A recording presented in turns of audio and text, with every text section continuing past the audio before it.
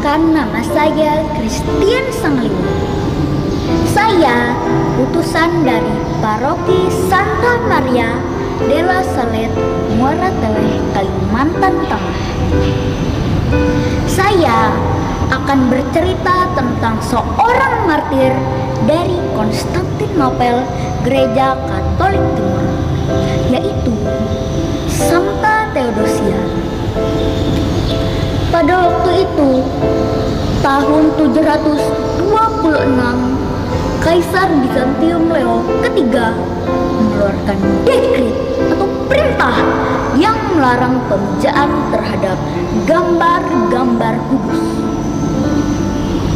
Ketika itu, Kaisar Bizantium Leo III meninggal dan ia digantikan oleh putranya yang terus melanjutkan politik ayahnya dalam memberantas praktek pemujaan terhadap gambar-gambar kudus. Pada masa pemerintahan Kaisar Konstantin kelima, ia memerintahkan untuk merusak sebuah lukisan Yesus yang termasyhur di daerah Santo Anastasius di Konstantinopel. Ketika itu, Santa Theodosia sebagai seorang biarawati di biara itu mencoba untuk menyembunyikan lukisan itu dan mencari tempat untuk menyembunyikan lukisan itu, sehingga tidak ada seorang pun yang tahu di mana lukisan itu berada. Tetapi walau bagaimanapun ia menyembunyikan lukisan itu, ia tetap ketahuan. "Hei Theodosia, di mana kamu sembunyikan lukisan itu?" teriak para penjahat. Tetapi Theodosia tidak mau mengatakan di mana ia menyembunyikan lukisan itu. Ya, dia tak memberitahukan. Karena Santa Theodosia diketahui menyembunyikan lukisan itu, ia pun ditangkap, dipenjara, disiksa dan dianiaya dengan sangat kejam oleh para musuh gereja. Oleh karena penyiksaan itu, ia sangat menderita kesakitan, sehingga ia pun mati karena penyiksaan itu. Nah, karena perjuangan Santa Theodosia ini, kita masih bisa melihat lukisan itu hingga sekarang. Dan inilah salah satu tiruan lukisan Yesus yang disembunyikan oleh Santa Theodosia itu yang bisa kita lihat sampai sekarang, yaitu lukisan hati kudus Yesus. Dan karena perjuangan Santa Theodosia itulah ia diangkat menjadi seorang martir, yaitu seorang yang berani berjuang hingga mati demi membela iman dan kepercayaannya akan Yesus Kristus.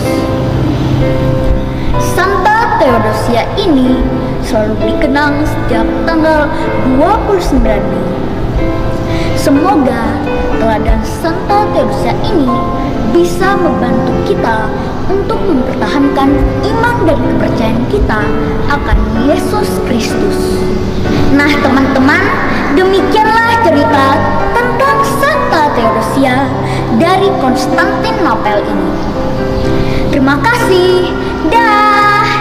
Salam sehat untuk kita semua. Tuhan Yesus memberkati.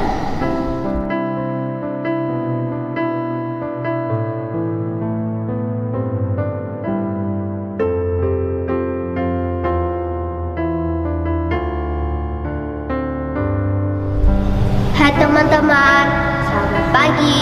Salam jumpa lagi bersama saya, Francisca Vivian Tilson. Saya dari Paroki Muara Teleh, Barito Utara, Kalimantan Tengah. Hari ini saya akan menceritakan tentang siapa itu Santa Perawan Maria dari daerah Salette.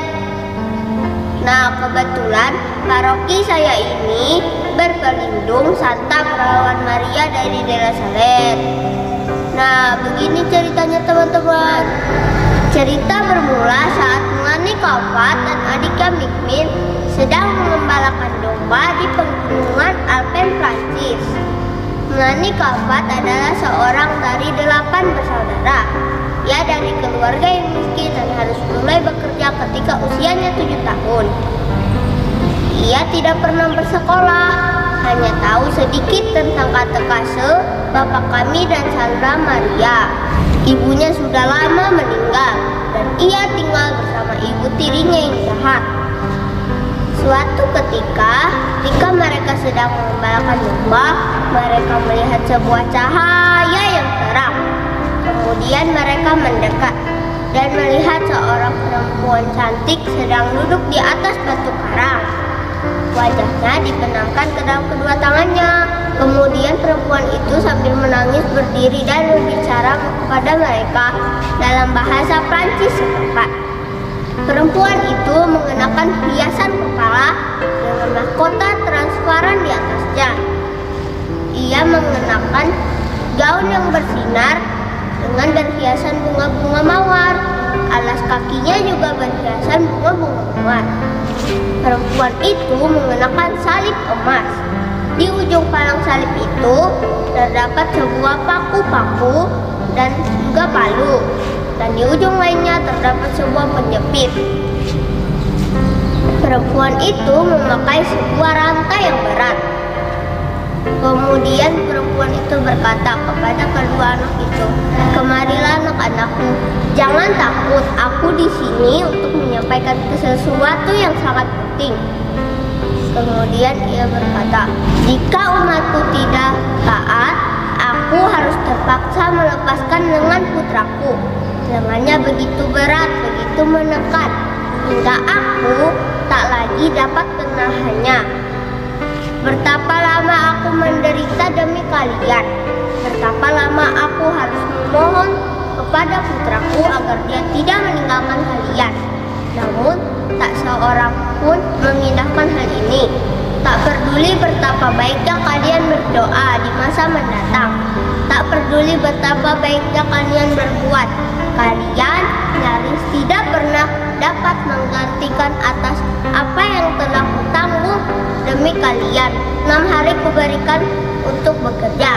Aku memerlukan hari ke-7 untuk diriku sendiri. Namun tak seorang pun ingin memberikannya kepadaku. Sumpah serapah kalian karena hasil panen kalian pada putraku. Padahal semua itu adalah salah kalian sendiri. Aku sudah berkali-kali memperingatkan kalian. Namun kalian juga berkali-kali mencemarkan nama putraku. Bencana kelaparan hebat akan datang. Tapi sebelum itu, anak-anak di bawah usia 7 tahun akan mengalami kegentaran dan mati dalam pelukan orang tua mereka. Orang-orang dewasa harus membayar hutang-hutang dosa mereka dengan kelaparan. Buah-buah anggur akan menjadi busuk dan biji-bijinya akan menjadi rusak. Sungguh suatu pesan yang serius. Kemudian Bunda Ria berkata lagi, "Jika umatku bertobat, maka batu-batu akan menjadi tumpukan gandum dan kentang-kentang akan didapati tersebar di tanah." Kemudian Bunda Maria bertanya kepada kedua anak itu, "Adakah kalian berdoa dengan baik, wahai anak-anakku?"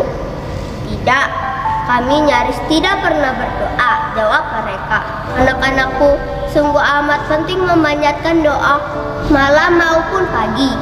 Apabila kalian tidak punya cukup waktu, setidak-tidaknya lah dasarkanlah 1 Bapa kami dan 1 Salam Maria. Dan apabila memungkinkan, berdoalah lebih banyak lagi." Kemudian Bunda Maria berkata, "Kalian akan menyampaikan pesan ini kepada segenap umatku."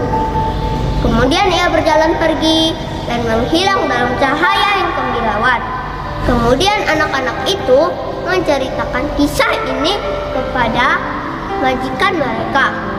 Setelah mendapatkan kecocokan, mereka percaya bahwa ini adalah penampakan Bunda Maria. Suatu saat ketika penyelidikan, tidak sengaja seseorang mematahkan sebongkah dari batu karang yang diduduki Bunda Maria itu. Kemudian memancarlah sebuah mata air dari dalam itu. Mereka mengambil air itu dan memberikannya kepada seorang perempuan tua yang sakit serius. Perempuan itu minum air itu sambil berdoa novena selama 9 hari dan ia sembuh. Nah, begitu teman-teman, banyak mukjizat yang terjadi dengan meminum dari mata air itu. Dan banyak orang menjadi percaya. Mereka mulai rajin ke gereja pada hari Minggu, mengakui dosa-dosa mereka, dan berhenti bekerja pada hari Minggu. Nah teman-teman, mari kita mengikuti teladan dari Santa Perawan Maria della Salette yang selalu menyempatkan waktu untuk berdoa sebelum bekerja dengan selalu mengimani Tuhan. Terima kasih, salam sehat, Tuhan memberkati, dadah.